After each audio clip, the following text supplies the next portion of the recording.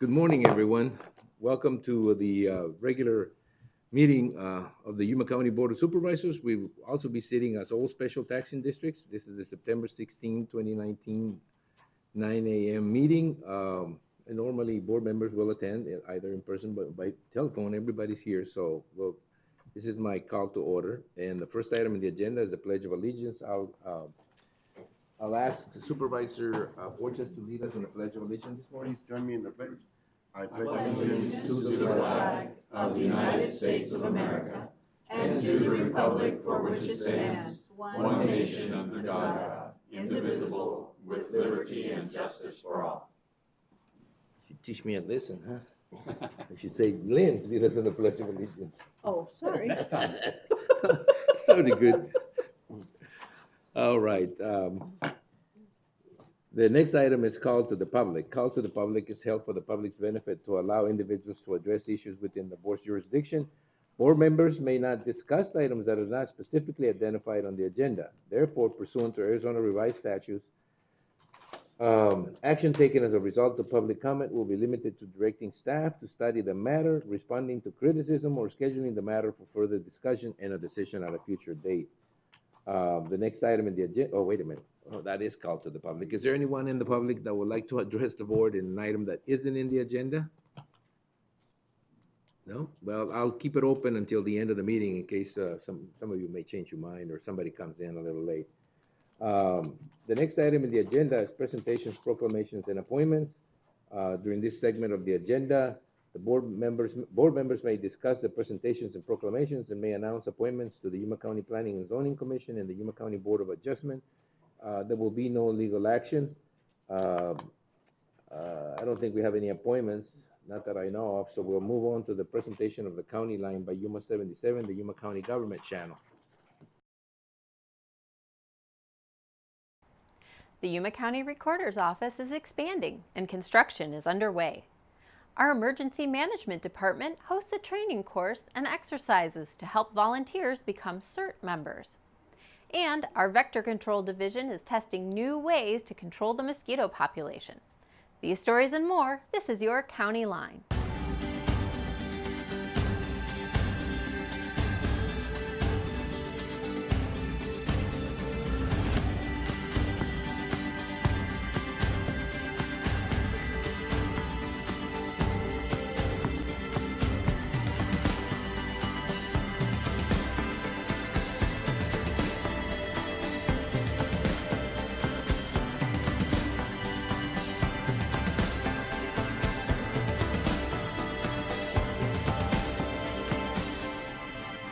Recently, we updated you on the plan to move the Board of Supervisors offices and auditorium to our 197 location in historic downtown Yuma.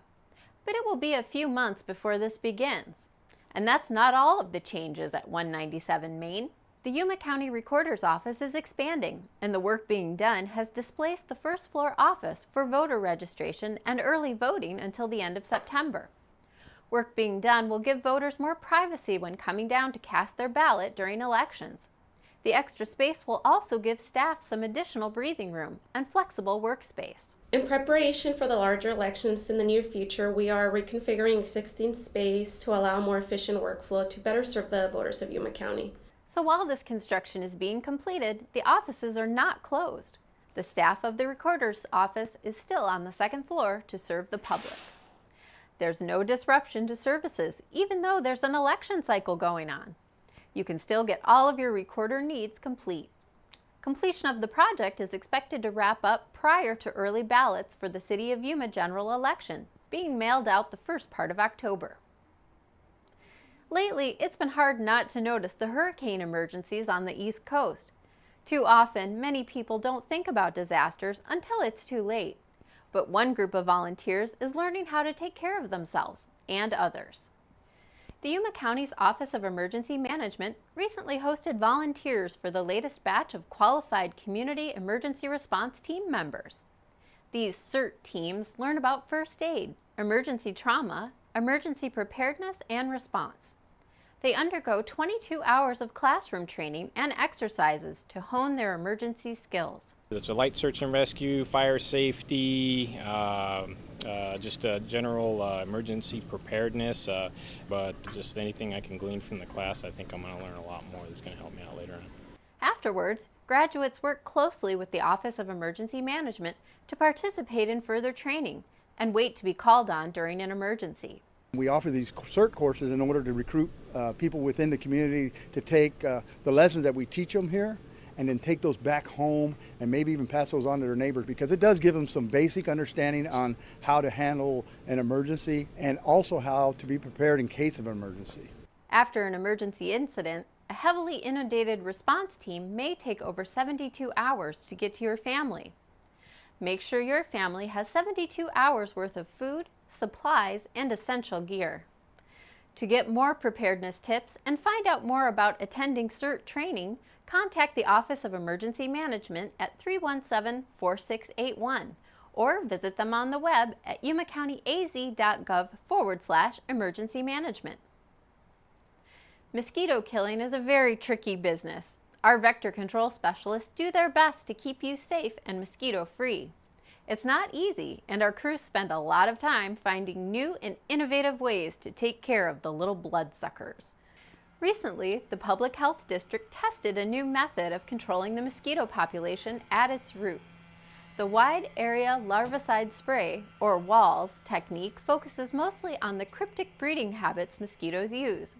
Mosquitoes breed in and around people's houses, so it's very labor intensive to go in there in each backyard, door to door, and treat these areas where all these cryptic hiding spots where these mosquitoes are breeding. With the WALS technique, we can now drive our truck through the neighborhood and say take a 50-acre plot of homes and do it in 12-15 minutes. Developed over 20 years, the WALS technique played a critical role in stopping Zika in Miami-Dade County. Yuma County has detected mosquitoes carrying diseases, but fortunately there have been no locally acquired cases of things like West Nile, St. Louis encephalitis, and Zika. I'm Elia Juarez, and this is your library update.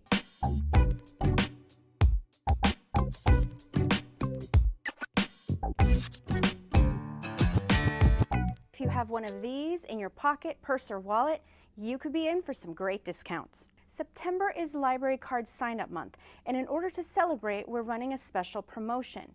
If you have or obtain a library card anytime in the month of September, you'll not only be entered to win some fantastic prizes, but you'll also be eligible for discounts in businesses all over Yuma County, including several businesses in the Foothills, Somerton, and San Luis. Signing up for a library card is easy. All you're going to need is a photo ID and proof of Yuma County residence. Stop by any of our libraries to find out how.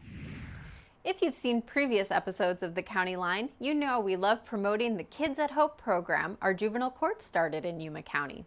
This national program helps young people position themselves for success and gives young people the foundation to keep themselves out of trouble.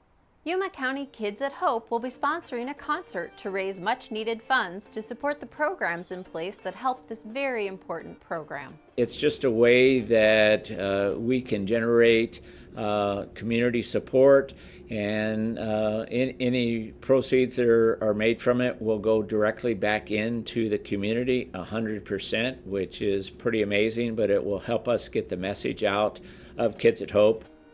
On Saturday, October 5th, bands like Big Mountain, Creedence Clearwater Revival Relived, and Gwen will play at the Colorado River State Historic Park in Yuma. There's still plenty of time to get your tickets. You can buy them online by visiting their website at kidsatHopeYuma.org. Don't forget there's a very special job and education fair coming soon, and you or anyone you know that's searching for a job has an amazing opportunity. Arizona at Work Yuma County is working with numerous agencies to make it easy. The 2019 Community Job and Education Fair is set to happen on October 2nd at the Yuma Civic and Convention Center.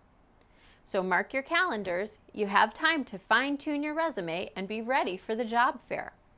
Last year there were 120 different vendors. It's an amazing opportunity for you to secure that job you've been searching for. We'd like to thank you for joining us for this County Line. If you'd like to watch past episodes, log on to yumacountyaz.gov/VOD.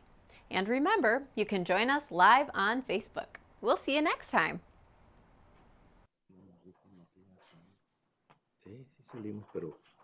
Yeah, thank you very much. That takes care of Channel 77's report. The next item in the agenda is a proclamation.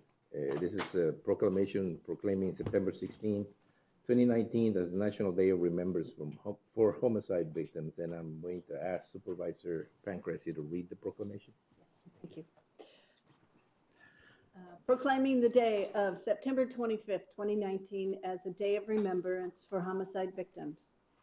Whereas the death of a murdered loved one is a difficult experience that robs immediate and extended family members and creates overwhelming challenges to fill the void that their absence creates. And whereas the friends and families of murder victims cope with grief through a variety of support services, including counseling, crisis intervention, professional referrals, and assistance in dealing with the criminal justice system. And whereas the County of Yuma joins with Yuma County Victims' Rights Committee, as well as victim service programs, criminal justice officials, and concerned citizens throughout the county to remember the anguish caused by homicide, to honor the courage of survivors, and to strive to help the survivors rebuild their lives. Now, therefore, I, Marco A. Tony Reyes, Chairman of the Yuma County Board of Supervisors, hereby proclaim September 25th, 2019 as Day of Remembrance for Homicide Victims in Yuma County. And in doing so, I encourage all citizens of Yuma County to join me in remembering the victims who have been murdered and their families, and to support programs that help those who have been devastated through these violent tragedies. The day of September 25th, 2019, to be Day of Remembrance for Homicide Victims. I witness herein and have hereunto set my hand and affix the official seal of the Board of Supervisors, done at Yuma, the county seat, this 16th day of September 2019. All right. Is there anyone here from Victim Services? Yes. Mr. Chairman, members of the board, the Victim Rights Committee members are present, and the chairperson, Alicia Franco, is going to address you folks this morning. There she is. Good morning. Morning. Morning. Thank you for having us here, and thank you for the proclamation, as you've done for many, many years. This is actually our 10th annual homicide National Day of Remembrance vigil that we hold here in Yuma County, and that's thanks to the members of the committee, which is composed of, as you said, many interested members of the community, as well as agencies that assist the family members of those victims in coping with what they have gone through. We would like to invite you all to our vigil, which will be tomorrow evening from 5:30 to 7 p.m. at the main library, meeting room B. As part of that, we have a guest speaker who will talk about how homicide has affected their family. The family member was the grandmother who was raped and killed by a gentleman, and how that has affected all of them. In addition, this year we're adding a new component to our vigil, and that is we're going to have a minister that has now become part of our committee and will be available to family members at the end of the vigil if they wish to speak to someone or need that as part of closure for that evening and for what they have gone through. So again, we'd like to invite everyone here tomorrow evening, 5:30 to 7 p.m. at the main library, meeting room B. We hope you can be there. Thank you. All right, thank you. Give you some of these flyers, and there are some in the back as well. Will everybody come forward, please, so we can hand over the resolution, proclamation?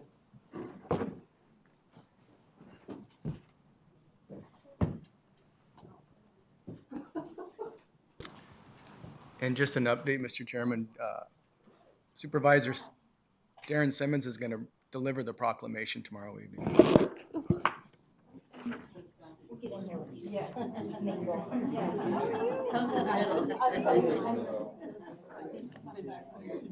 Okay, you guys have to touch her, you'll look like you're 10 feet away. This is not an advertisement for iPhone 11, but it's a wider lens than that.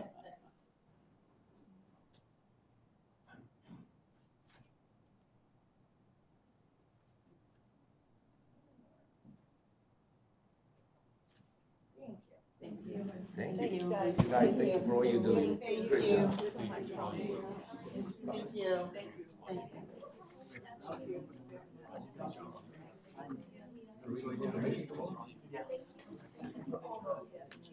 Thank you. Thank you.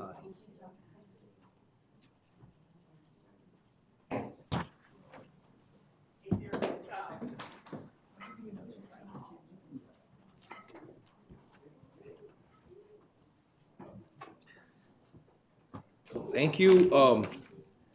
You know, because I keep the call to the public area open, and this is a section for the proclamations. I was given yesterday a proclamation by the governor's representative that he wanted me to read for the record in Yuma County. So I'm going to read it, and just read it. If the legal people don't, have a problem with it. Of course he doesn't. Just do do it. it. Yeah, let's do Well, he's not it. paying State of attention. Arizona. This is the State of Arizona Governor Douglas A. Ducey proclamation. Whereas for more than a century, Arizona has celebrated a diverse culture, and today Hispanics make up nearly 1/3 of the state population.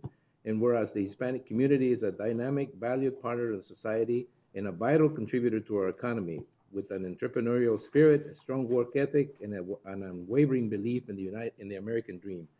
And whereas the prosperity of our state and nation is closely tied to the success of our citizens of Hispanic heritage, who are a significant and growing segment of our population and who contribute in every aspect of Arizona life while preserving the unique customs and traditions of their ancestors. And whereas Hispanic culture shapes the Arizona experience and influences our art, literature, music, food, and faith, thereby enriching our state.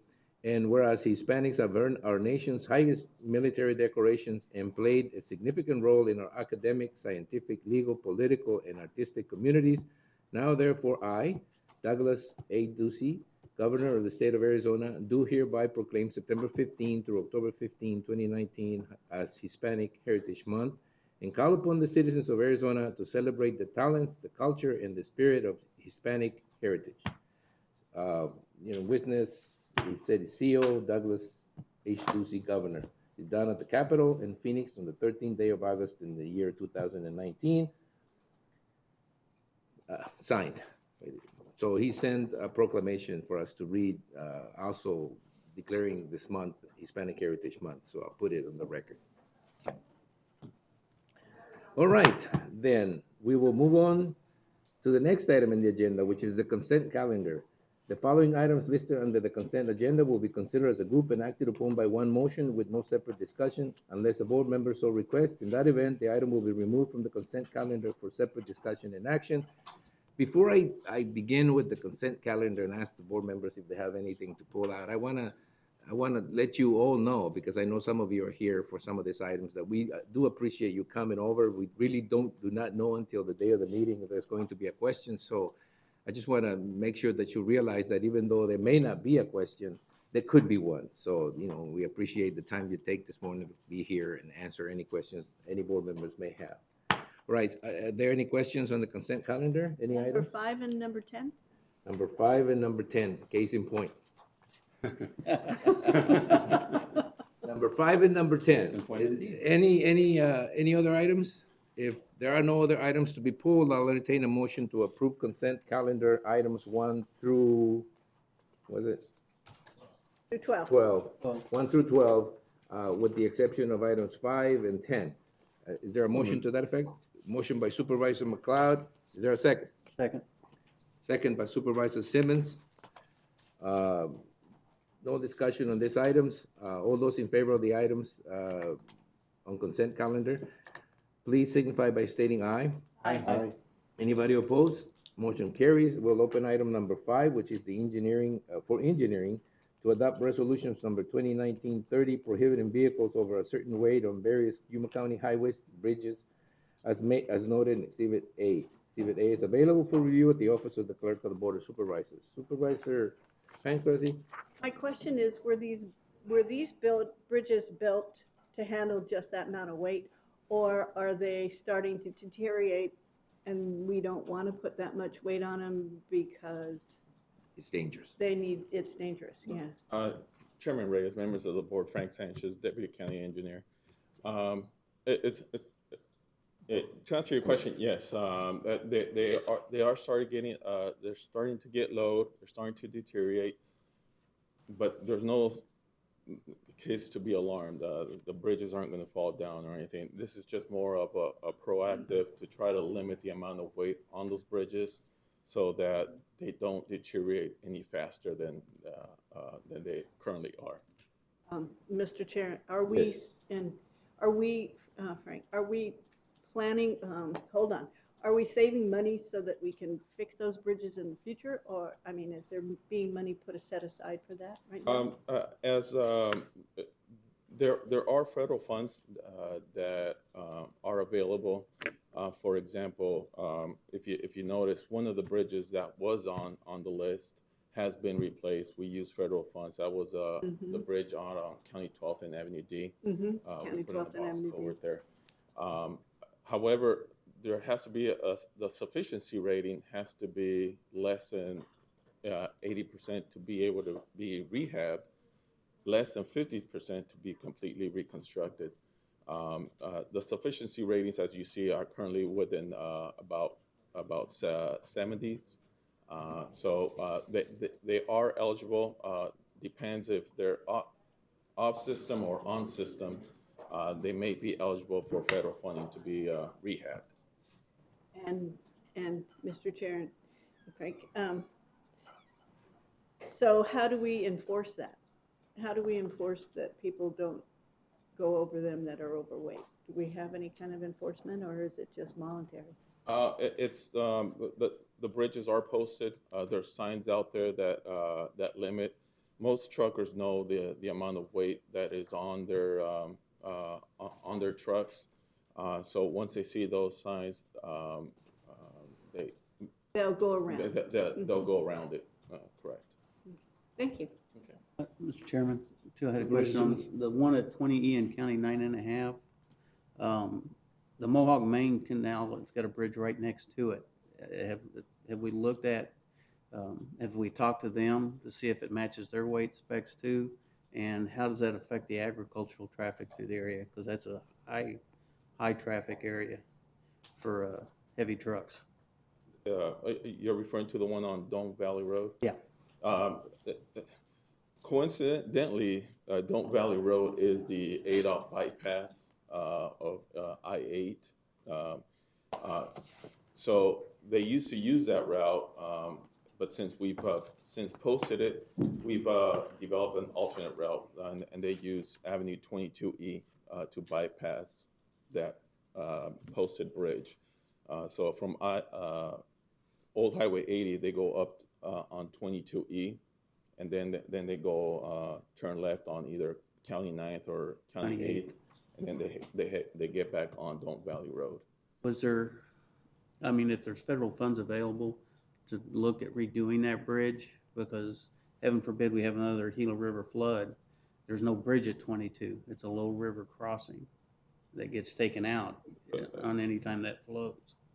Correct. That would be blocked off, and there couldn't be any overweight vehicles going through there into that roadway was opened. Is your question, is there any federal funds to help mediate that situation before it becomes a problem? Yeah, exactly. If we can get that bridge over Don't Valley Road, get some funds to get it redone to where it can handle more of a weight. Because like I said, everything else is a low river crossing except for, I want to say 30E is the next one down north of Welton, which, I mean, that's way out of the way. It's a big detour.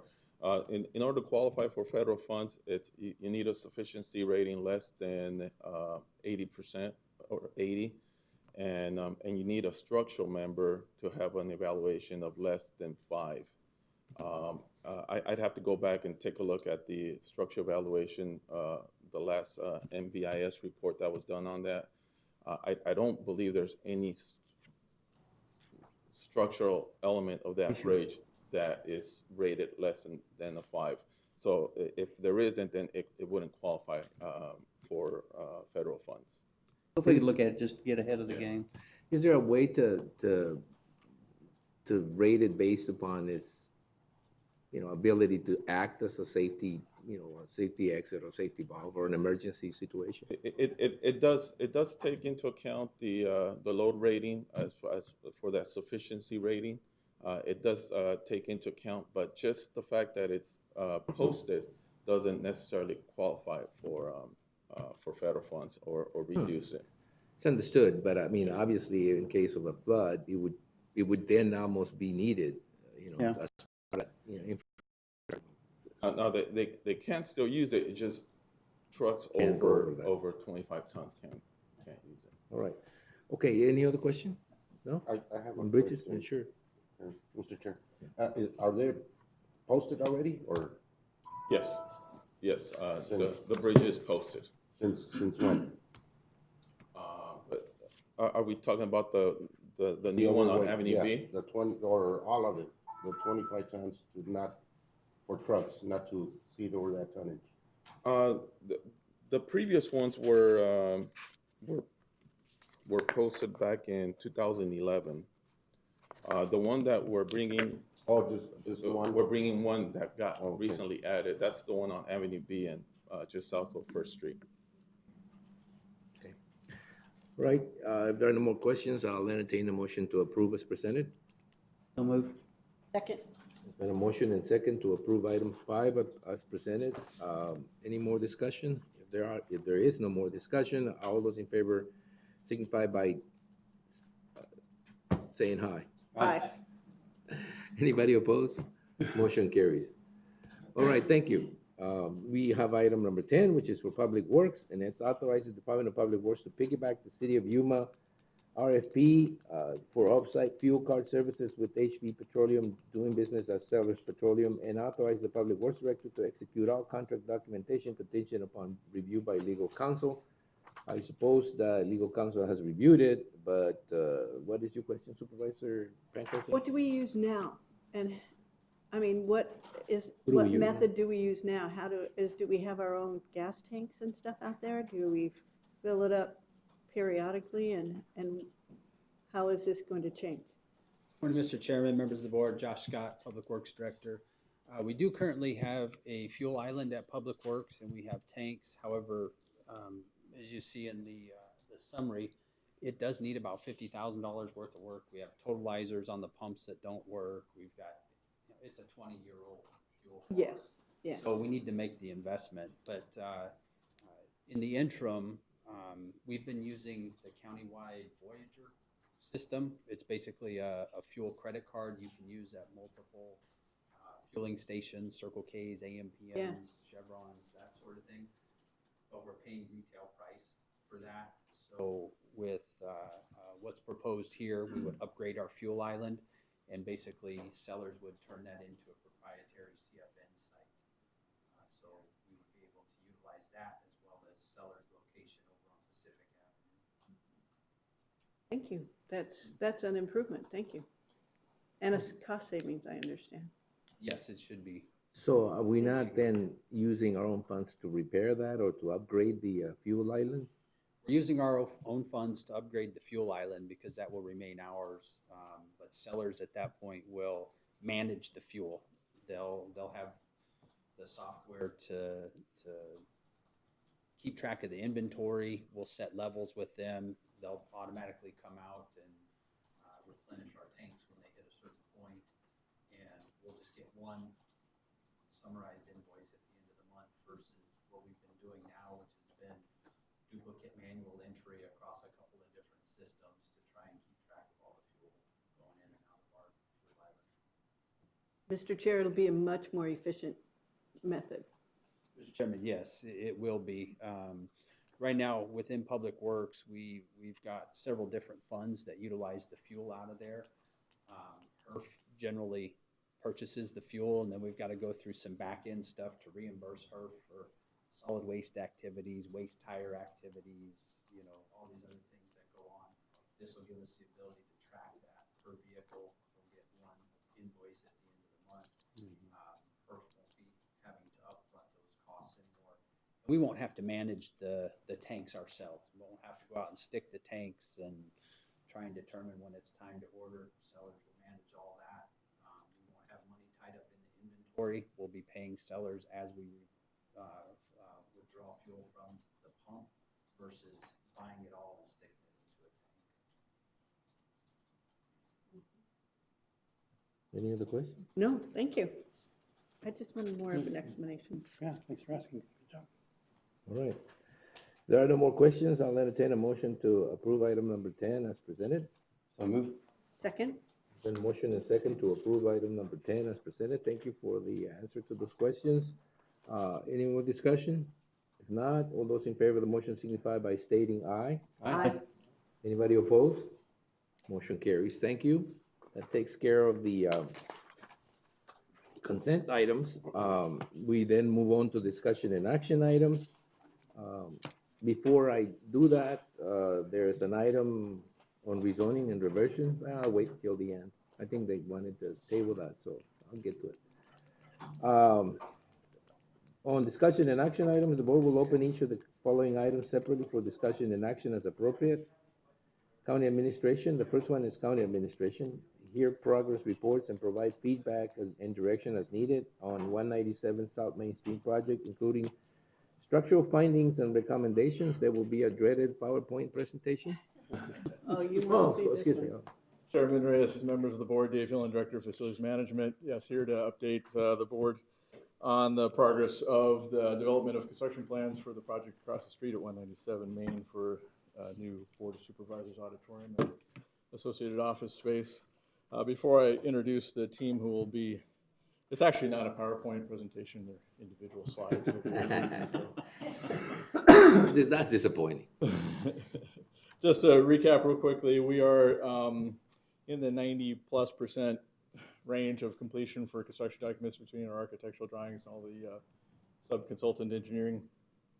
So we'll get a quick overview from that from our project architect this morning. We'll also be hearing from our structural engineer with regards to an area of focus that we're looking at with regards to the floor in the auditorium area. And I just want to mention that, you know, as much as we would like to have complete and final firm recommendations and what that may cost us, we're not quite to that point yet. We are progressing in that direction. You'll hear a number of different ways that our structural engineer is looking at to approach that.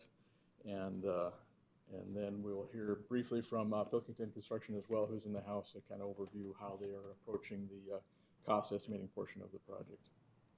So to begin with, I'd like to invite Mr. Chris Thompson up to give us an overview of the development of the architectural plans. Thank you, Mr. Hillen. Good morning, Chairman Reyes and members of the board. It's an honor to be here, present this exciting project to you. Christopher Thompson. It's been exciting for a long time. It's been exciting for a long time. The excitement is still up there. The excitement is just dwindling. Christopher Thompson with Thompson Design Architects here in Yuma. We appreciate the opportunity to be involved in this project. I was just going to go over, brief the board on the final layout of the project so that you're familiar with it, and then we'll go on to some of the investigations structurally that we're considering at this time. Here you see a, let me see if there we go. Let me go to the next slide here. It has a zoom in of the area we're talking about. Perfect. Very good. So these are the front doors here that are facing us just across the street. As you come into this area, there's a proposed remodel of election services happening here.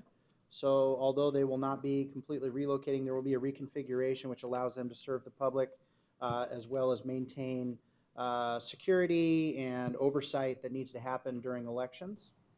As you come straight through the lobby, There is a sound and control booth, similar to what we have in the back, but gives the opportunity for the county to post information or any kind of direction prior to a meeting. That can happen there. Then as you come into the auditorium space, which will replace the space that we're currently standing in now, is about twice the size of the space that we're currently in now. Seats roughly 100 depending on the seating layout. A raised dais at the front for the Board of Supervisors, as well as raised staff areas on the side for administration and staff. There is a rear entrance and exit for the Board of Supervisors through this space, which ramps up, making it handicap accessible as well, so that the dais is handicap accessible should there ever be a board member that requires that. We've got that covered here. As you leave the Board of Supervisors auditorium, there is a small vestibule space here that could be open to the public. So during the week and off board meeting times, if the public were to meet or a Board of Supervisors member were to have a guest, they can enter through this side into a small receiving area and then back into what we're calling the Board of Supervisors hallway with offices for each member, as well as a small conference room at the end of the building here. All these offices will have windows. We're exposing some of the existing windows that were covered up over the years on the south side of the building and making those available as well. Seismically, hopefully we're doing okay. Hopefully that's somebody walking and not somebody. That's the upstairs. We may have to call our CERT team. The if it AC gets any units worse. upstairs every time Right. they come in.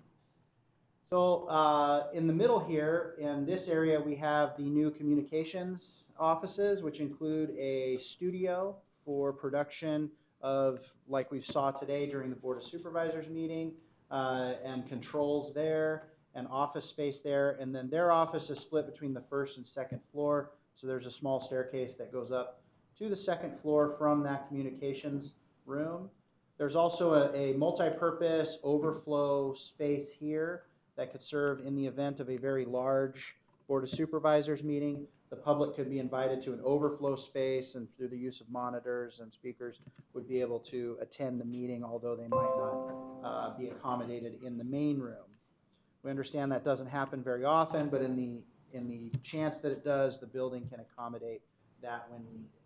We've also included several requested amenities, restrooms, public and private for Board of Supervisors, as well as the public, and storage space we know is a premium, as well as mechanical and utility space as well, so that the building can be fed by those systems seamlessly without affecting the architecture of the space. So the Board of Supervisors space is a 2-story volume, and the studio space is a 2-story volume to give the ability to light and project and do all those things that need to happen in those spaces. If we go to the second floor, if we can go to the next slide. On the second floor, this is that stair. Here's the studio space below. Here's the auditorium space. And here's that staircase for communications that comes up.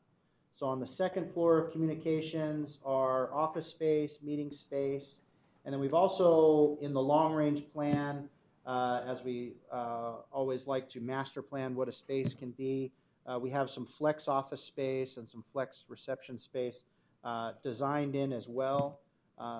Through the pricing exercise, we'll determine if we have the funds to be able to tackle those now.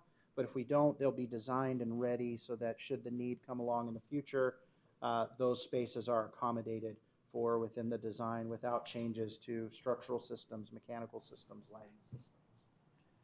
So what we have essentially, I don't know if there's any questions on the floor plan before we go to kind of the overall structure of the building. Just one comment. Sure. Is that, there are 1, 2, 3, 4, is it 1, 2, 3, 4, 4 board supervisors offices? No, this is on the second floor. Oh, this So this is the second floor. The first floor, we Yeah, have the first 5 floor, offices. yeah. That's Yep, when we get to they're- 9 That's right. supervisors. Yeah, that's when we get the 9 supervisors. Yeah. No, sorry, I blanked out. There'll be an official If coin you wanna toss banish later. one There and was, we'll no, take- but there's a question on that. Go back to that one. Go back to the other Question one. on the Go back- second Yeah, that floor? one. The first floor. Yeah. Uh-huh. Is that a load-bearing wall between the last office to your right, that one, and the conference room? It is not. It's not? Is there a possibility that that could become like the chairman's with a door that connects to the conference room? Anything is very possible. Okay. That's a No, good it's really, idea. it's a really good idea, I think. I mean, whomever the chairman may be, but, I mean, you know, we look. Yeah, doorways do occupy some wall space. So you'd lose, that chairman would lose some floor space. And there is a door right there.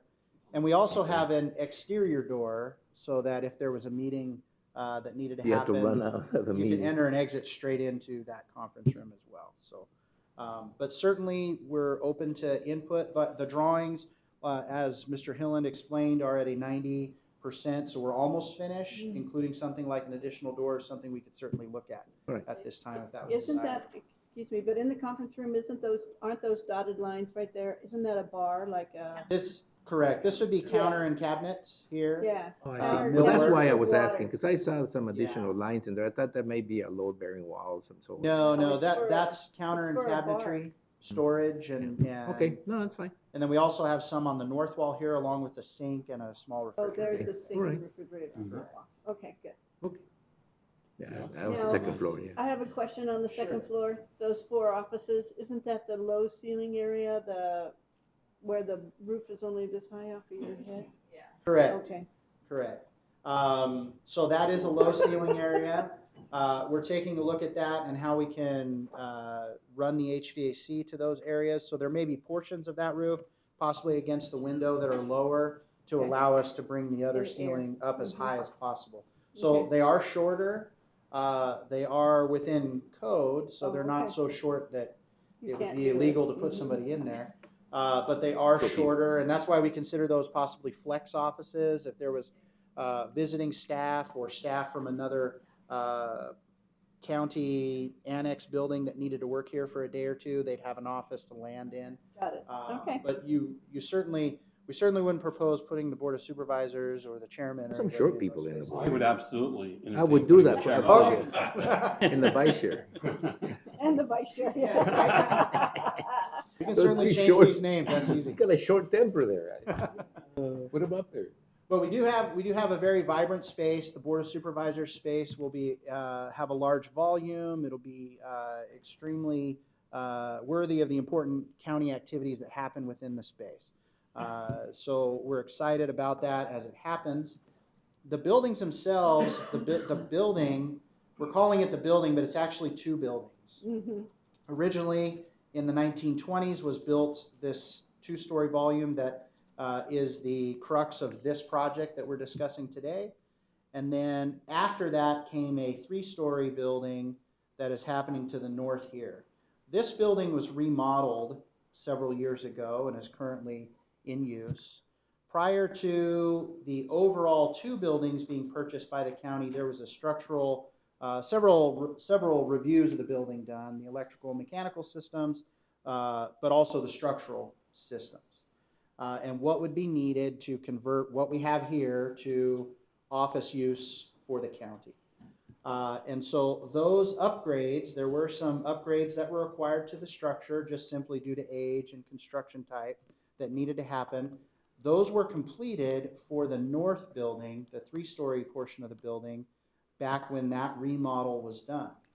Because there was no new services or new office space proposed in the southern building, those upgrades were not completed at that time until we got to the project to remodel this building, which is where we're at today. So, Question. yes, please. So when we bought those buildings, both of those buildings, they did a structural analysis on the south side, the south building, and they knew that it was. They knew that it needed strengthening They in order knew- to they knew accomplish that what the board. That it what- had a saggy floor. that it had a saggy floor. Okay, Yes. sorry. And we'll go simplified. into that. The term that we've adopted of saggy floor was visible. So the Okay. structural engineer was able to do a walkthrough, and he'll present here in just a minute, and you can Okay. ask him specifically. But he was able to do a walkthrough and visibly see that there was some deflection there in the floor, that it Okay. was sagging, and noted in his report that that needs to be further investigated. And we're at the point now where those investigations are happening and have happened and are happening. And so in order for a building which was previously used as a mercantile use, a store, to become an assembly space for a Board of Supervisors Gatherings. auditorium for the public, there needs to be some strengthening of that floor to take it where it is structurally now and make it strong enough to safely comply with code and meet the goal of having the Board of Supervisors auditorium in the building. So at this day and time, we have done investigations on the floor. We've taken core drillings, we've done some x-rays and other things to determine what the existing floor slab is. Again, it was built in 1920. We don't have those original drawings, so we can only go off what we see and what we uncover. And so as we've been exploring and investigating that floor, and again, we're talking about what we're calling the first floor, so it would be the ceiling of the basement and the floor of the auditorium. The mezzanine level is much simpler and able to be rectified, and there really are no concerns there. On the auditorium floor, that floor needs to be strengthened in order to meet the code-required structural safety factor to put the public in the building. Once it becomes an assembly space, it's currently not an assembly space, so there's nothing triggering those upgrades right now. But before we can move forward with this renovation, we'll need to strengthen that floor. And so what I'd like to do is invite our structural engineer, Rob Campbell, to give a brief description of how the floor is in its current state, to give you an idea if we were to cut a section through that floor, what it looks like, and what may be needed to increase the strength of that floor to make it safe. And we'll go ahead, and if there aren't any other questions for me on the floor plan, we can go ahead and turn it over to Rob, and he can give you a briefing on that. Your question? Just a comment. Just in my opinion, the second floor mezzanine area, the office and all of that, to me, I think that would be like the least priority that we would possibly have. Right. You know, I know Supervisor Pancrise is concerned about the flooring, and we have this shoring up or strengthening that needs to be done. Yeah, I like the fact that it would be designed and ready to go, but I don't see the expenditures today, in my opinion. Yeah, we'll see what the expenditures look like, but yes, I did not envision having anything up there, office space up there. I thought it would be like viewing, but still, it would be a public use. So when it comes to public use, they would probably have some security, safety concerns that have to be dealt with that weren't present at the time we were thinking about it. And there are some efficiencies in designing it now, but not necessarily taking on the construction of it now. Yeah. And so as Pilkington will, when they come up and present how they're working on that pricing, we are looking at the pricing in phases or groupings. So we'll know what the second floor costs, we'll know what the first floor costs, we'll know what the strengthening of the floor costs, and then we'll be able to bring that back to the building committee and to the Board of Supervisors to receive direction on how much of that menu of pricing the county wants to take on at this time. So we want to present it with options. We certainly don't want to present you with an all or nothing approach, because I think it's better to look at it in phases and pieces, and then what's important and what's priority for the county, and take those on as they come. So I think that's the smart way to approach it. So I think we're on the same page with the chairman on that. Thank you. We want to encourage the vice chair. Vice chairman. Vice chair. Don't encourage him. Don't say he's got a good idea. I have a question. Sure, Supervisor. When you talk about strengthening the floor, is it you're talking the whole first floor on the whole building, or just where the Board of Supervisors When we talk about strengthening the floor, it would be, if we go back to this first slide, this entire this entire floor here is standing on piers in the basement. And we brought pictures of that to show you. So this entire floor here will need strengthening. This is obviously the focus of that strengthening, so it may be that we develop an option that provides more strength in certain areas based on the use, and not as much strength where it's not necessarily needed, where you have lighter loads like office space or something like that. So, but we are reviewing and coming up with a design for the whole floor should that be needed.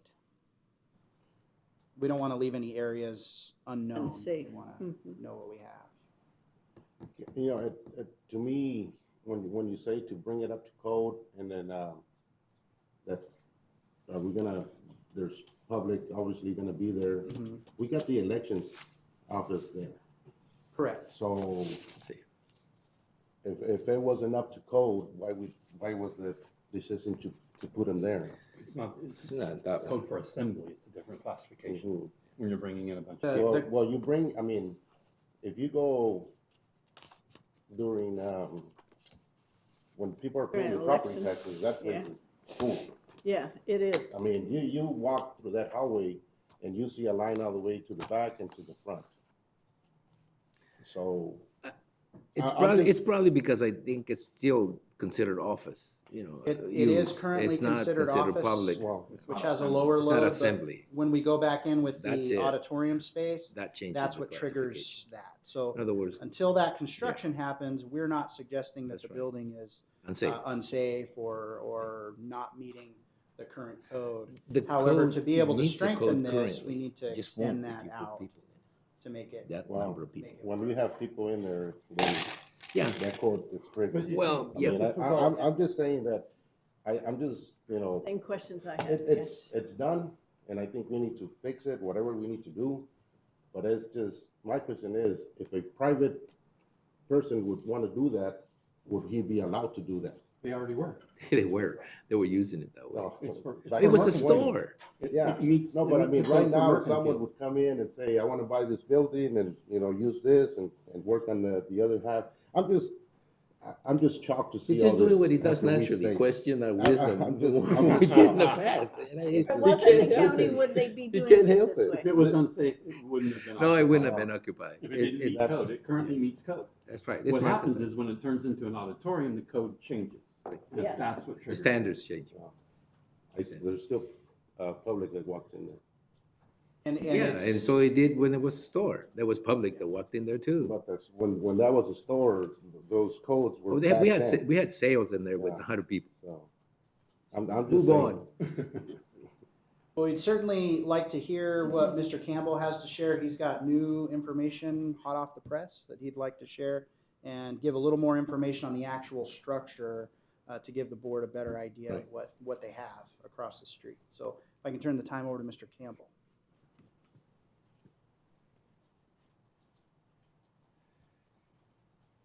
Well, you've got a big old notebook there. Chairman Reyes, members of the board, Rob Campbell, structural engineer, Robert L. Campbell, structural engineer, PC. Okay. Typical. I'm somewhat at your mercy. We can be here till 5 or some shortened version. The very shortened version. Okay. So I think let me give you a brief overview, and then the items that are on your mind, ask me questions, and we'll take it from there. So, as Chris mentioned, there was a report prepared in 2013, and something that I think it's important to understand is, to a structural engineer, when the term an analysis report was done, that carries that's a different level of report than a code review and walkthrough report. However you want to term it, what was done was a code review and a walkthrough report based on a brief walk through the building. And the report outlined various scenarios of change of occupancy and requirements and so on. And excuse me, Rob, could you identify what month and year that you're talking about the report that you are referring to right now? Because I think it was an early report, and you've done subsequent. Was in 2013? February 22nd, 2013.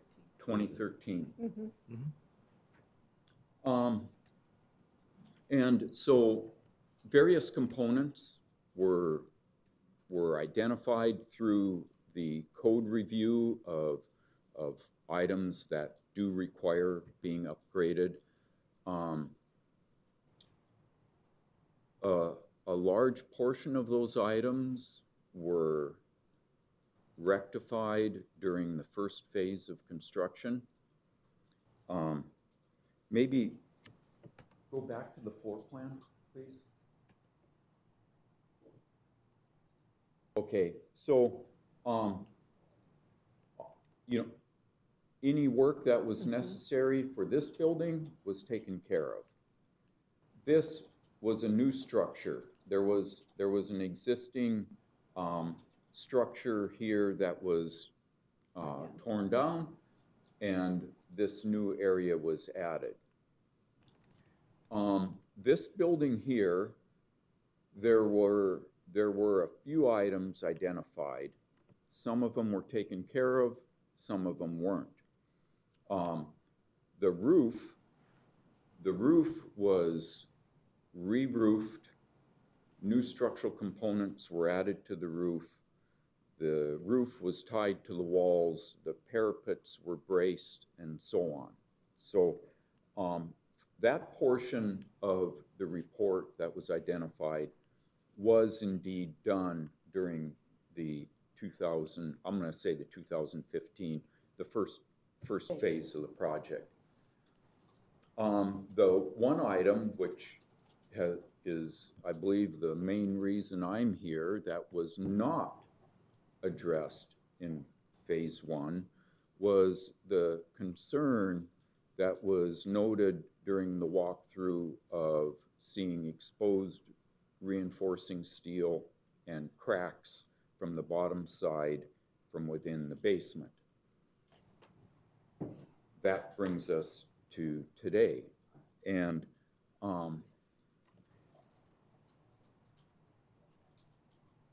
okay, let's go to, why don't you go to the PDF for committee, to the right there. I'm not going to spend near as much time on this as I did with the committee. Again, feel free to ask me questions, but this is just so as you can picture a general section through the building, this being the focus of this phase, and think of this vertical line here continuing down through the basement. We're dealing with the area to the right in here. That is our focus. This area here is not our focus. It's a different structural system. It's a different floor system.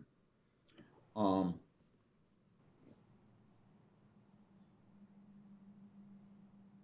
mouse, there. We just FYI, there's some items that we are resolving at the mezzanine level that were discovered a couple of years ago through a report that, and so there's some of the existing beams that will be strengthened at the second floor. Here's a plan. Let's scroll down. If you're standing in the basement, here's the columns that Chris mentioned that holds up the floor. The existing first floor is what we call a two-way concrete cast-in-place floor system. It's a flat plate design, uniform thickness for a slab, reinforced, supported on columns that flare out to form capitals at the top of the column where they meet the floor slab. Here's a section which shows what I'm talking about. Here's the basement, there's your floor, there's your columns with the flared out capitals.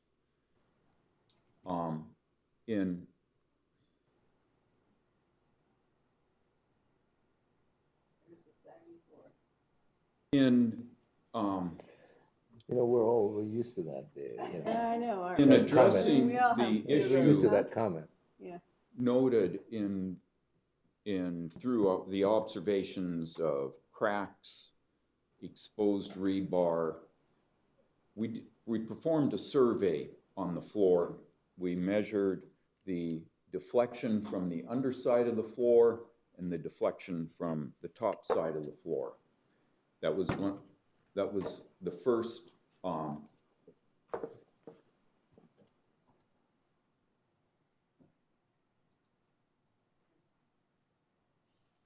of the first items of investigation we did, because we wanted to approach this, if you say, in baby steps from the standpoint of start gathering information and dig deeper as we find it's deemed necessary. And so if here is a section through that floor slab, you have a 7 1/4 inch thick structural floor. You have a couple inches of gravel, and you have a concrete topping slab. Yeah. There's a picture. That's what I'm calling the capital, top of the column. This is the next step of our process was to determine as best we can what exists for reinforcing steel in the slab. That's called a Hilti ferroscan. We utilized for doing scans and finding rebar, determining rebar, whether it's there, the depth, the spacing, and so on. And those are just a couple of slides, examples of printout. This right in here is one of the examples of why we're investigating the floor. And there you can see is exposed reinforcing steel. This is a piece of electrical conduit. There is a crack that goes completely through the floor slab.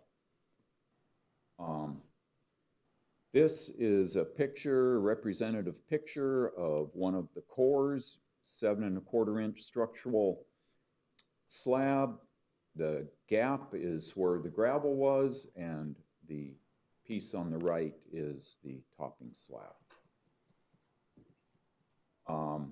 We went ahead and did contours showing deflection from the underside and from the top side in an effort to get an idea of where are the issues and what's going on. And we ran a very quick initial analysis utilizing the assembly loading and found there's areas that needed to be strengthened, and we began the process of coming up with options. The initial option, now this is not your floor. The initial option we wanted to look at was adding what we would call a carbon fiber wrap to the underside of the slab. And that, in discussion with the manufacturer, one of the manufacturers of the carbon fiber wrap, it became apparent that in order to get our assembly live load on the floor, carbon fiber wrap in and of itself alone is not an option. It would have to be a hybrid system of added structural steel and carbon fiber if the carbon fiber is being used. Okay, go ahead and close this. So,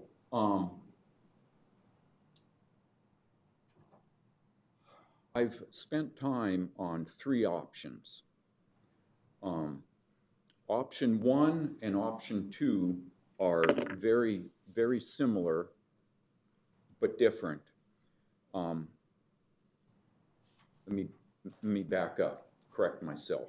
Option 2 and option 3, as I know them, are very similar, but different. And both of them would entail removing the existing topping slab, removing the existing gravel, and placing a structural slab in place of them that holds up the existing concrete floor and would provide the structural support for suspending the existing concrete and also any new live load. I've run a mild reinforced slab scenario, and I've run a post-tensioned concrete slab scenario, and there's some issues that come to be from that, and although they're not insurmountable, in my mind they were worthy of investigating a third option, which is option 1, probably because it's my choice at this point of options, although there's versions of it that can be done. But some of the issues with options 2 and 3 that I just described are it changes the elevation of the floor slab, it adds additional weight to the otherwise existing columns and footings, and there's issues that are probably at this point not fully understood that will come up as a result of doing a full analysis of those 2 options. Now, option 1, if you could, there. So what I would propose for option number 1 is we would add supports in the basement. The small red squares are steel columns. The dashed lines would be new footings put in to support those columns. Come on. So all those red would be additional steel beams? Columns, Columns, yes. sorry. Mm-hmm. Steel Critical columns. members. Leave the basement, Okay. no basement. And if we do, if we were to look at a 4th option and look at doing what I originally termed as a hybrid system of carbon fiber wrap supplementing structural steel, I believe you would still be looking at a column layout similar to this. Okay. Now, any way you could help scroll me? Oh. Or is this? Okay, well, we need to go to the other option 1. We should be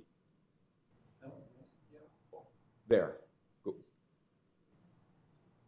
So what we would do then is at the top of those steel columns, put run wide flange steel beams that would in turn support the existing floor and address the shortcomings of it as we've discovered they exist.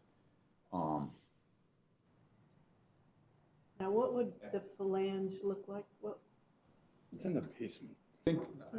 Think of an I-beam, I know. a structural steel I-beam. Mm-hmm.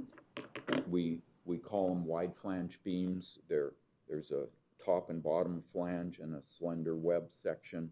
Basically, it looks like a capital I. Okay. Okay. Okay. An I-beam. Got it.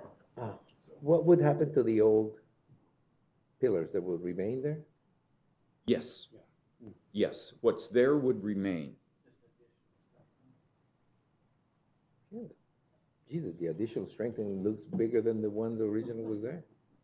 Would we And it's need supposed to be have, additional strength. Would we also need to have the polyseal stuff on it as well? To me? Just to cover the The cracks. carbon fiber wrap? Carbon fiber wrap on If you top do of it? this, the answer is no. Okay. Perhaps you could eliminate some, but not all of these steel beams and use the carbon fiber wrap. I'm not really convinced that is going to be the best route or its feasibility, knowing what the strength of the existing concrete is and their ability to adhere the carbon fiber wrap to the underside of this concrete floor. That's why certainly standing here, my preference as I see it would be this. And we're eliminating some of those unknowns. Okay. Do we have a cost estimate yet? Oh, we're not getting there yet. Okay. We haven't even, well, I mean, Sorry.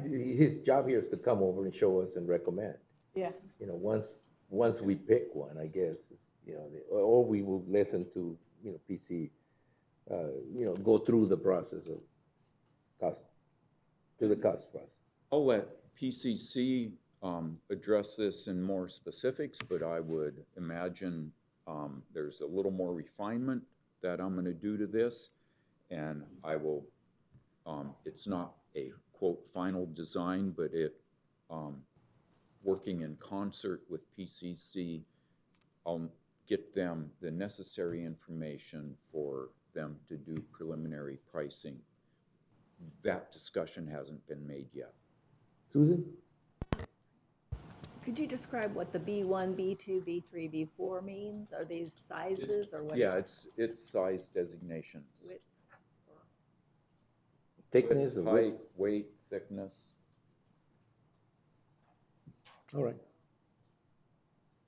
Okay. Is it your analogy then that to be able to actually use the second floor, or the first floor, excuse me, you know, we cannot use it for a meeting facility unless we do this straightening of the basement. That's it, what I I'm mean, saying. Yes. Bottom line is this. Yes. Now, I tell attorneys not to come up and, you know, mess up their presentation. Attorneys tell me that they normally don't want an answer to a question that, you know, they don't know the answer to. But the question that I have is, at this particular time, for the use that we're giving the building, it's a safe building for the public. Oh, yeah. Right. But I just want to make sure, because I think Supervisor Borges needs to hear that. Something I would point out is... Sure, you need to hear that. No, I mean, That's the question. You need to hear that. Yeah, we need to hear it, but my question was, if it's safe, then why go through all this? Because it's going to change. It's like changing zoning. That was just my question. I mean, if we don't need to do this, just use it. Do what we need to do, and that's it. Well, Save okay. money. Rob, can you tell us, remember, you told us pounds You per did say- square inch or something. Remember when you said with the cores, what the analysis on the cores were, that they needed to be so many pounds per square ounce for Okay. strength for, you know what I'm saying? Yeah, Strength I do. for this use, and then strength for this use, and strength for this use. Can you tell us that? I think that'll help Martine. And So I want to hear it I again. don't think anything can help Martine, but it's okay. You can go ahead. Go ahead. This would have probably helped you guys before. It will help you. It will help you. No, this would have helped you guys in 2013. Yeah, I know, but that's beside the point, yeah. We only spent $4 million instead. Really? Jesus. Go ahead, Rob. Go ahead. I mean, Okay, wisdom. guys, listen up. Yeah, listen up. Sorry, the teacher in me comes Early, out. early on in our analysis,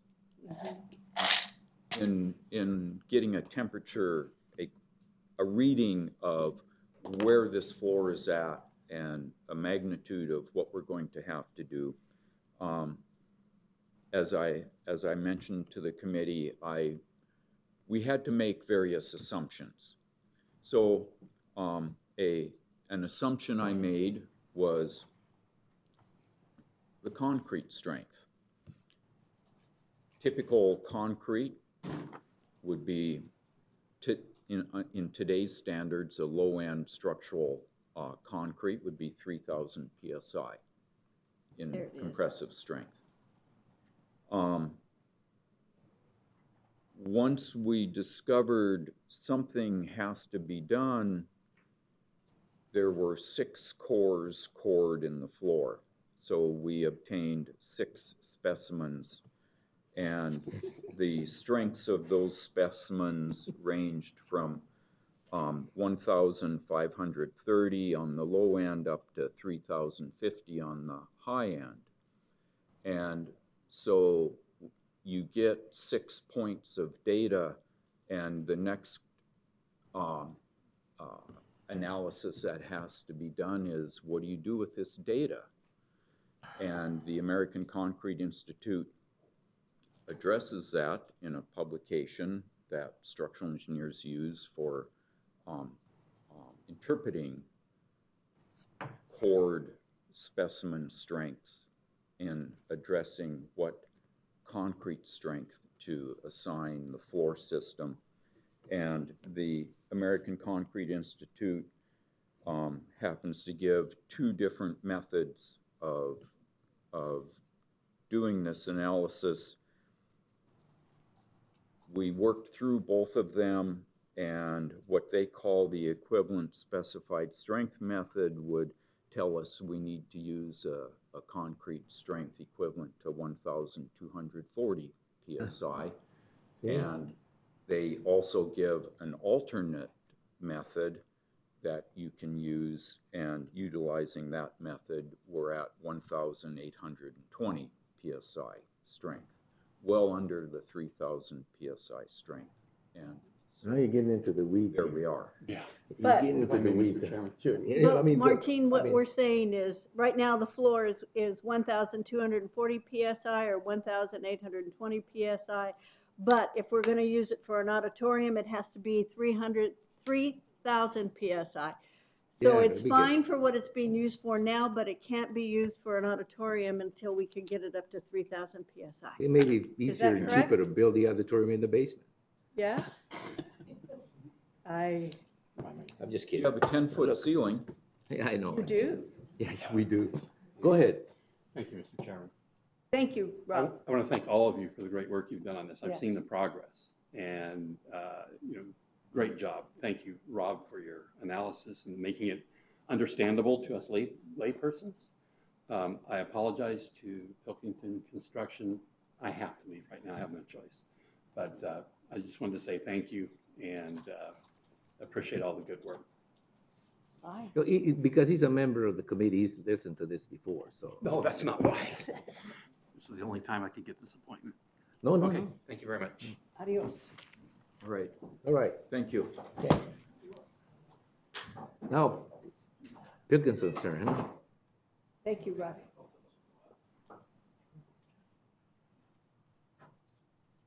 Thank you, Dave, Chris, Rob, Leo Pilkington, owner of Pilkington Commercial Construction. I'm Chris Pilkington, Vice President of Pilkington Construction, and Chairman Reyes and the board were pleased to be able to be here to talk about this project. Yes, thank you very much for having us here today, Chairman Reyes, the board, Administrator Thorpe, thank you for having us here today. As Rob just stated, yes, this is fresh off the presses. We haven't seen this ourselves either. We're looking forward to sitting down with Rob. I think this is a good solution to this floor strengthening. We've looked at those other options, and raising the floor certainly doesn't seem like a feasible option to be having ramps going on throughout the floor system. The carbon fiber that we've spoke about is a very expensive system. It can be done, but it won't strengthen that floor in and of itself. It will need this additional strengthening. And I can see by Rob's plan here that he's still working on this. You can see that he's got four beams, and two of the four beams are sized, but he's still working on sizing B1 and B3. You can see the B2 is a W12 by 27, and B4 is a 16 by 50. And we've been working with Rob and Chris in finding the issues that are here and drilling the core samples. We've also taken the metal samples and have sent those off to a lab in Tucson to test the metal samples to see what the strength of that metal is, to see what that gains for the strength of the concrete. The compressive strength is just the compressive strength of the concrete, but the steel also adds strength to it. So that'll help Rob's calculations.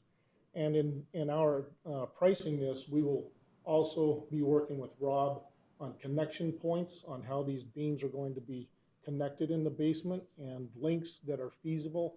150-foot long building. We're not going to get 150-foot long steel I-beams starting out at the railroad tracks going all the way into this building here. So that's not going to happen. We're going to have some steel connection points in here, and those connection points, we'll work with Rob on that, and the columns sizing and footing sizing. Then once the steel I-beams are in place, of course that floor is a wavy, saggy floor, and then we will get the steel I-beams in place, and then we will put a structural grout to fill all those gaps, so that picks up that strength. But as you can see, we're just getting this. We're looking forward to really rolling up our sleeves with Rob and Chris and helping come up with some design feasibility as to constructability, and working with them. We've worked with Rob for decades on items like this, numerous different retrofits and structural upgrades. So we do work very well with Rob, and we'll sit down with Rob and Chris and work through these connection points, the grout methods, the columns, and all of the rest to help bring this in line to the least cost needed for the county,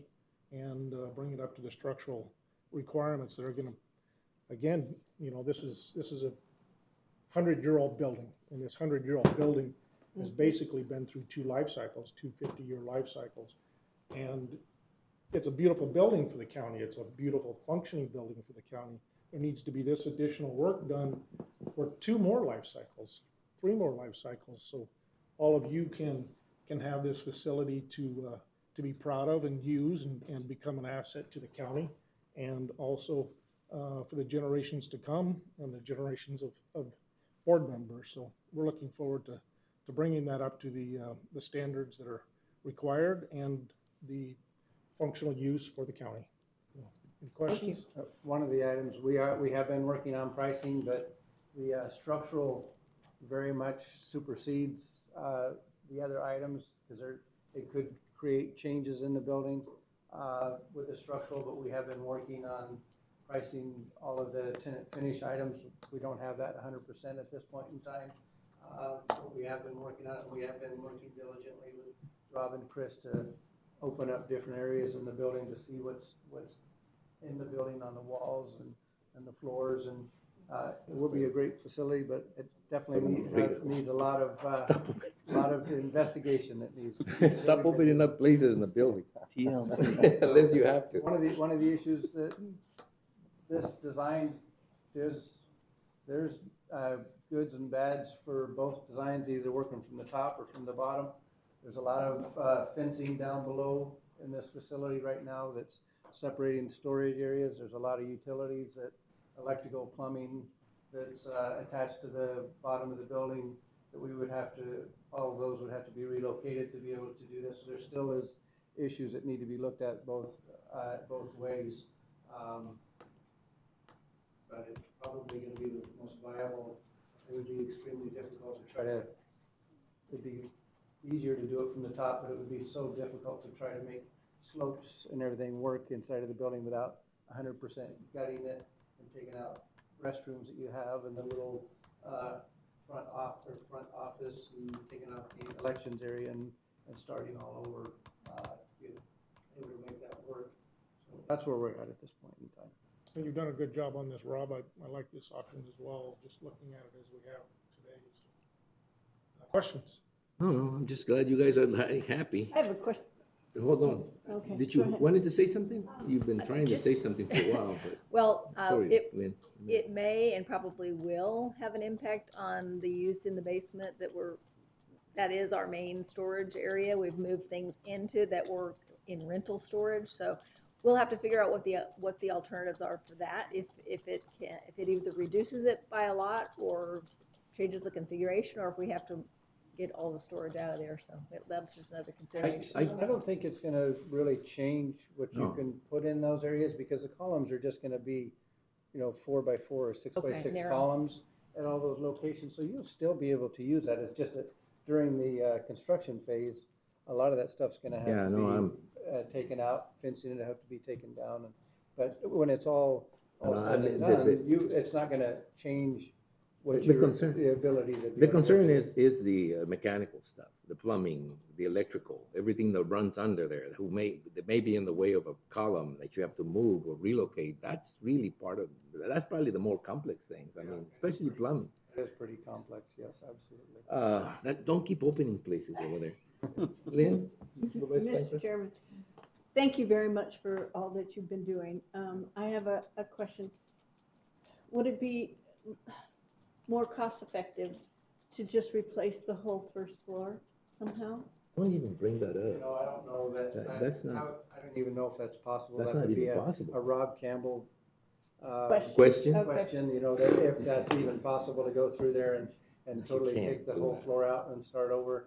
It would definitely give you a much flatter floor, and I know that you want to be able to make these floors a lot flatter than they are now because they're not up top.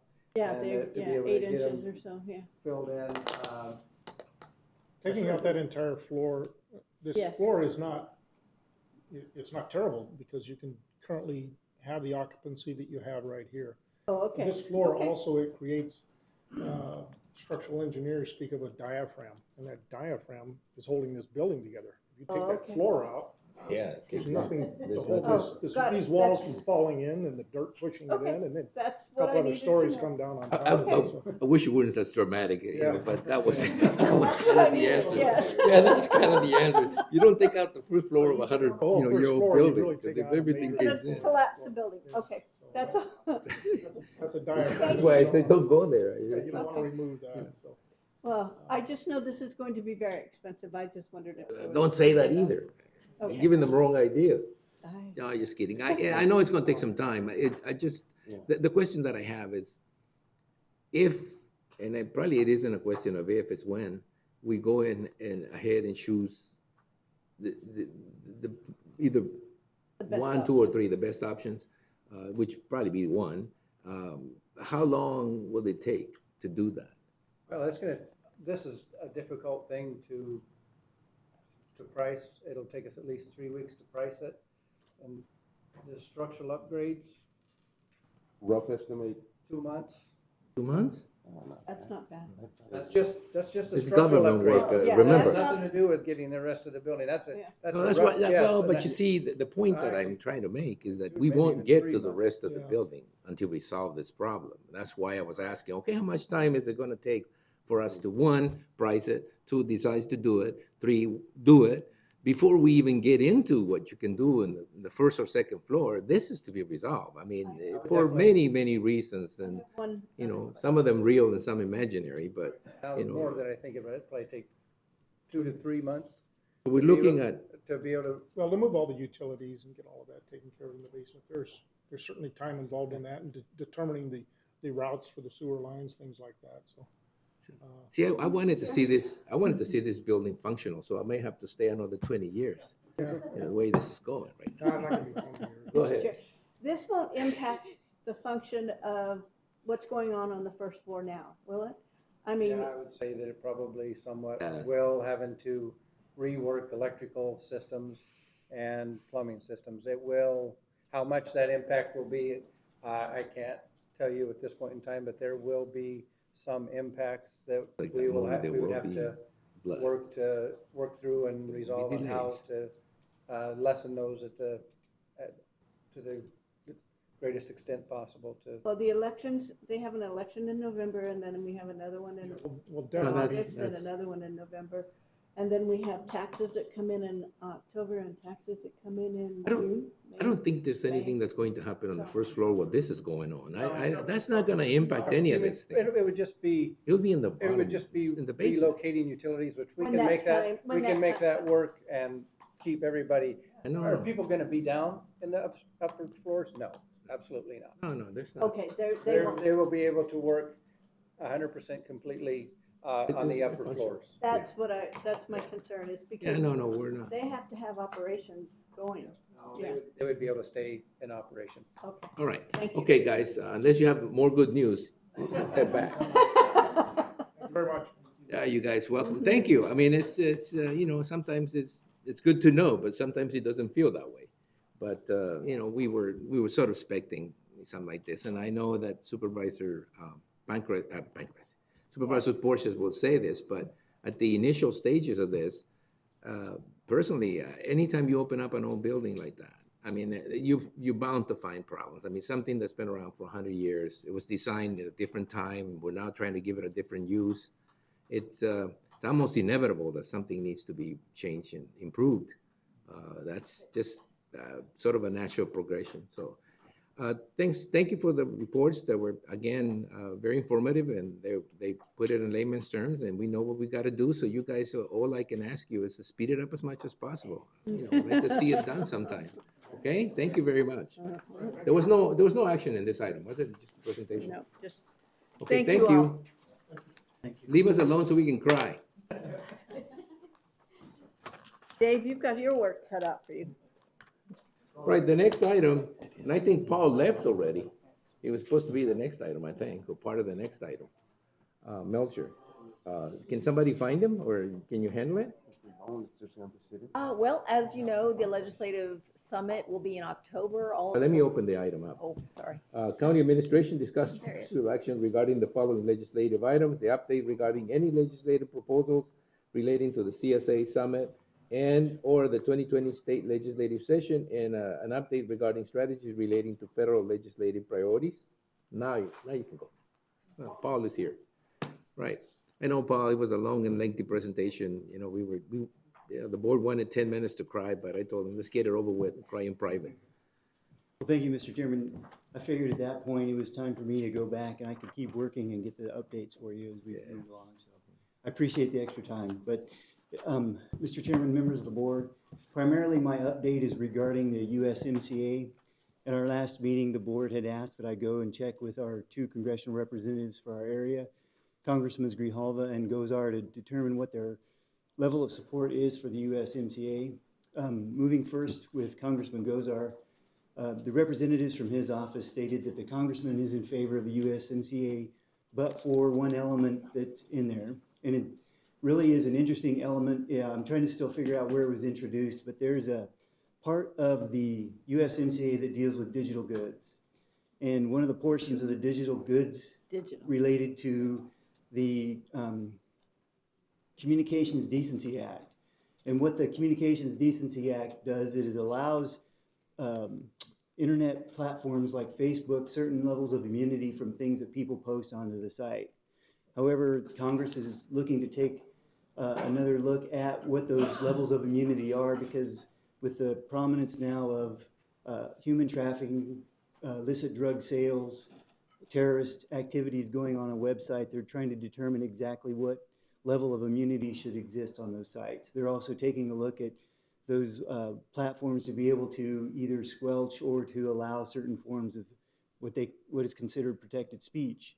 Since that's in the USMCA, the congressman is, and several other representatives and senators are asking that that be pulled from the USMCA as text, and it wouldn't modify the USMCA. So what they're saying is that if they can pull it out, then Congress can act on it unilaterally. If it becomes part of the USMCA, then any changes to that would have to be done by both Mexico and Canada as well.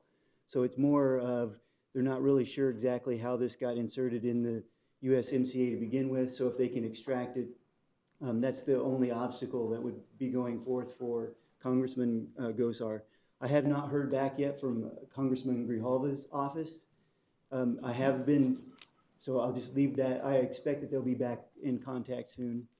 Just talking again with Luis Ramirez at Ramirez Advisors, we were discussing the fact of Canada moving forward.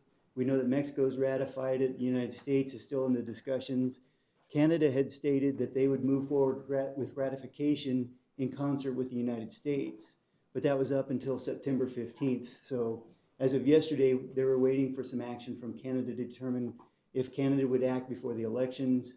That September 15th, we're not really sure if that is a finite date or not, but moving forward, it looks like Canada won't act on it until the United States acts on it, and if the United States doesn't act on it before October, then it probably will not be considered in Canada until after the October 21st elections. Question? Sure. So Mexico passed it with this digital goods in it? Yes. Okay. The Mexican Senate ratified it with the exact As language as originally, it is now. it's negotiated. Okay. It's so difficult to get three nations, even their neighbors, to agree on anything at the same time.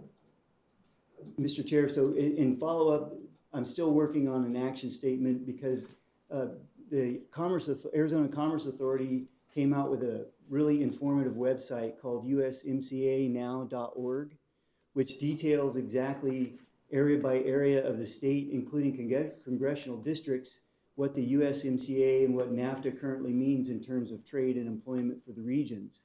So I've taken that information for each of the congressman's areas, districts. So we have that ready to go. The other aspect of this as we move forward, determining where this should go, is it might be easier or it might be more effective to write a letter or to take some action asking that the U.S. Congress act on it instead of just trying to figure out where our congressmen stand, is we at least need to get it to the floor of the House so it would be considered.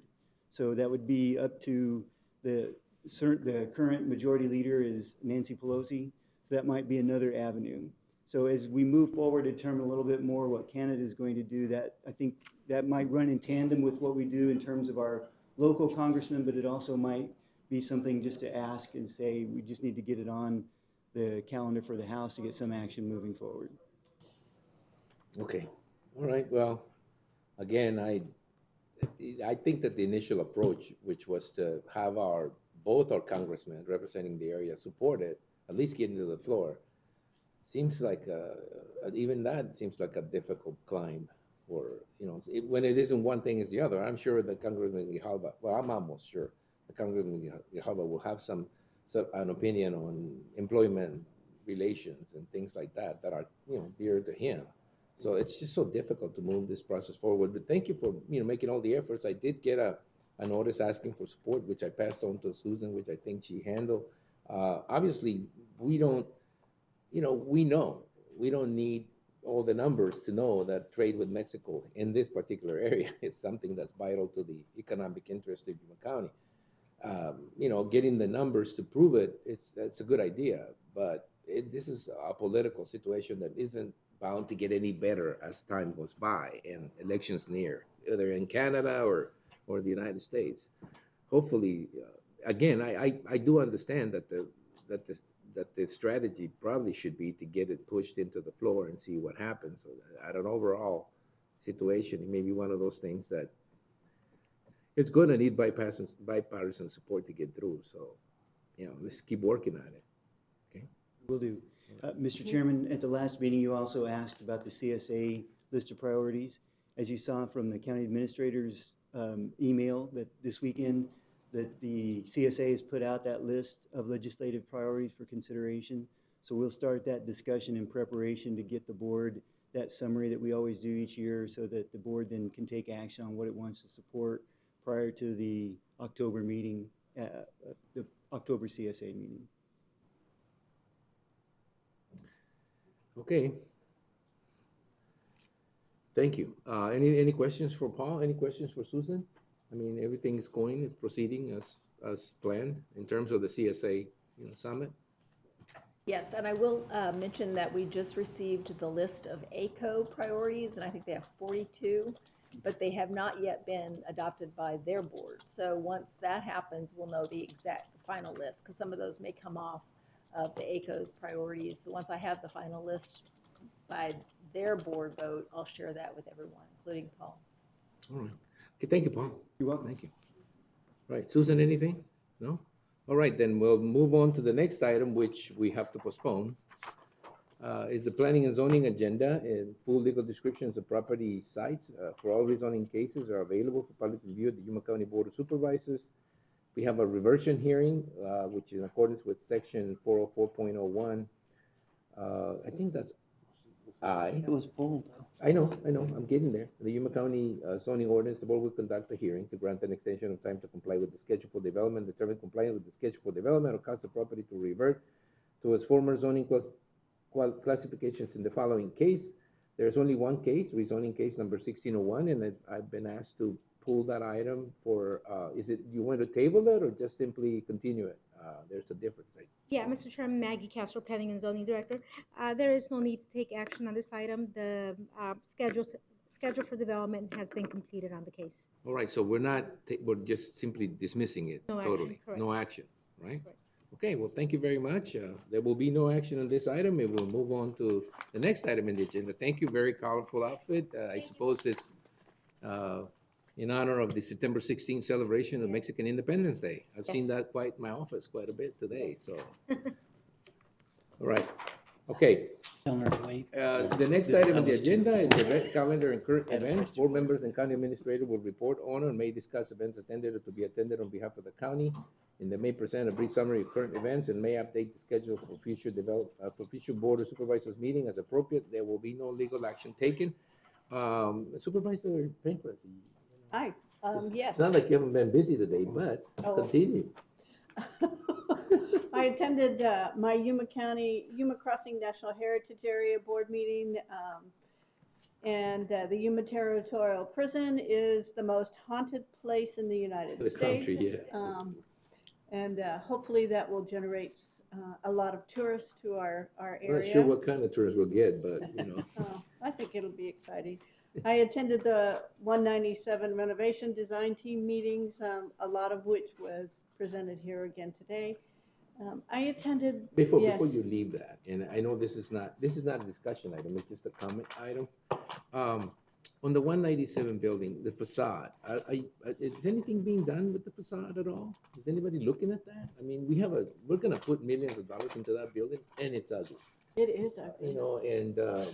I mean, not that you want to make it much more beautiful, but at least something should be done within the context of the fact that it's a historical building and some things need to look the same. We talked about awnings off of the windows that were slanted, and No, you can't discuss it. I mean, not discuss it, excuse me. You cannot talk about it. Rather you put it on the All right, agenda. put it in the Sorry. agenda. We'll put it in. Anyway, In yes. the committee. Can I say yes, we've talked Yes, about the you talked facade. about it, right. Okay, thanks. Done then. We didn't discuss it. Okay. And we'll go on with Go on with your industrial hemp. presentation. I attended the industrial hemp workshop put on by the U of A Cooperative Extension. It was a full house. There were growers from all over Yuma County attending, and it was very informative as to, what can be done, the timelines, and all the, there are so many varieties of hemp that it is unbelievable. So it was a very learning experience for me. I attended NAU School of Nursing, NAU Yuma School of Nursing. They got 2 new simulation labs, and they had this grand opening on Saturday, and it was fabulous. We are growing our own in this area, just like we're growing our own for teaching. And it is. Growing our own hemp.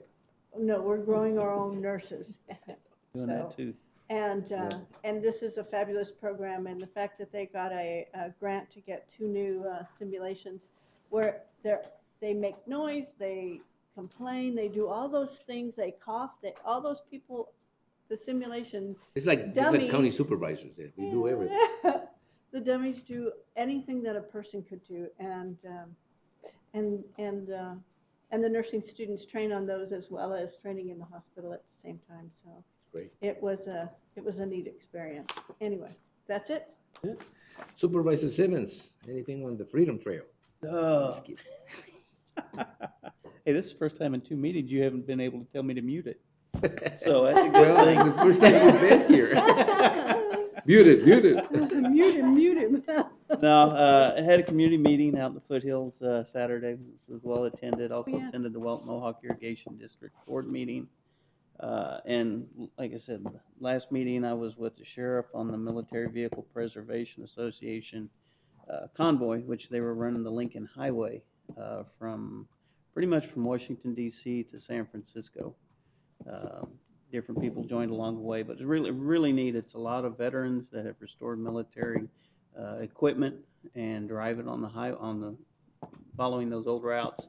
The oldest piece of equipment they had was a 1918 Dodge. Ooh. That drove most of the way, ran most of the route. So, like I said, very interesting, well received through the communities. One community, kids, they let school out, and the kids were out lining the roads, waving flags. And like I said, it was really neat. And the proceeds that they raise along the way, they give to the VFWs, as well as donate to the Honor Flight for veterans to be able to go to D.C. and see the memorials and stuff, older veterans. So, like I said, it was, like I can't express it enough. It was very eye-opening and a lot of fun to talk to the older veterans. So, and that's about it. Supervisor Portions, thank you. Supervisor Simmons. I was in DC last week, and the White House staff gave us a brief updates on what they're doing. One that was interesting was that they're starting to streamline the process for policies, different policies. So, I think that will speed up when they bring up someone can't be some of the policies. It only took them 3 years. That's fine. Yeah, but it was a good attended meeting, conference. A lot of the supervisors from Arizona were there too. So. What was it? A leadership training academy? No, not training. It was just a briefing from the White House staff about different issues. Okay. 2 things. I mean, more than 2 things, but 2 things mainly. One is the September 15th celebration that took place yesterday at the Civic Center. That was very, very well attended. It was a smashing success as far as attendance and the people who were there. The margaritas were great. So that made it a smashing success. And the food was excellent. So, just recognize today is actually Independence Day in Mexico, September the 16th. Last night was what they call El Grito, which is sort of when it all started. So it was nice to attend there. The other one that I didn't attend to, but I was told the Cocoa Pods are opening up their track, right? There.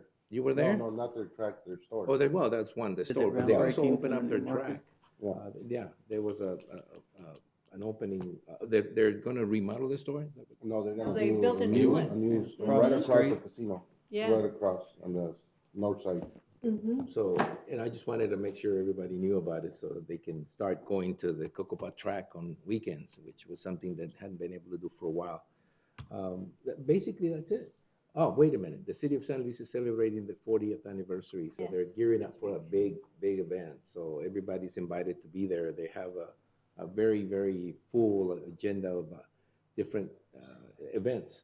that are going to highlight their 40th anniversary. They're getting close to half a century of incorporation. They've been there for a longer time, but Is it Friday or Saturday?